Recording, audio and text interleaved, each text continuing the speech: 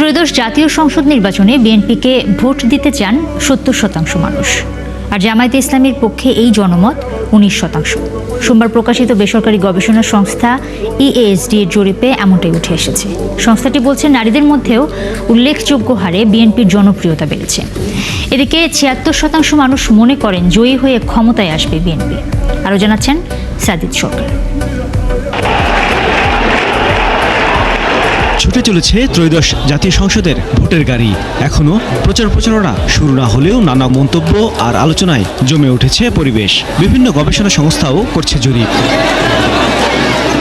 সারা দেশের ৩০০টি সংসদীয় আসন থেকে ২০,৪৯৫ জনের মতামত সংগ্রহ করে বিশ্লেষণ করেছে বেসরকারি সংস্থা EASD। গেল বছরের ২০ ডিসেম্বর থেকে চলতি বছরের ১ জানুয়ারি পর্যন্ত জরিপটি করা হয়। সংস্থাটি বলছে ৭০% মানুষ বলছেন তারা ভোট দিতে চান বিএনপিকে, আর ১৯% জামায়াত ইসলামীকে। এনসিপিকে ভোট দিতে চান ২.৬০% ভোটার।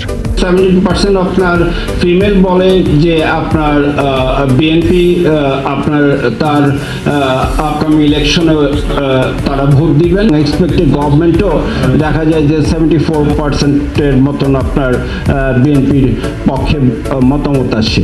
জরিপে উঠে এসেছে বিএনপির সবচেয়ে শক্ত অবস্থান রাজশাহী ও চট্টগ্রাম বিভাগে, অন্যদিকে জামায়াতের ভালো অবস্থান বরিশাল ও খুলনায়, আর জনপ্রিয়তায় নারীদের মধ্যেও এগিয়ে বিএনপি। নিষিদ্ধ আওয়ামী লীগের ভোট কোন দিকে যাবে এ নিয়ে চলছে নানা আলোচনা।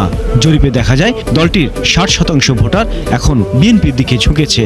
যেহেতু এবার আওয়ামী লীগ নাই, সেহেতু সেই জায়গা বড় যে ট্রেন্ডটা চেঞ্জ হচ্ছে আওয়ামী লীগ না থাকার ফলে 60%-এর মতন ভোট তারা দিতে চাচ্ছে হলো বিএনপিকে। Around 25% voter they intended to give vote for the Jamaat Islami. জরিপে উত্তরদাতাদের সামনে মূলত 4টি প্রশ্ন রাখা হয়েছিল। সবগুলো উত্তরেই পাওয়া যায় আগামী নির্বাচনে সরকার গঠন করবে বিএনপি। সাজিদ সরকার, ৭১, ঢাকা।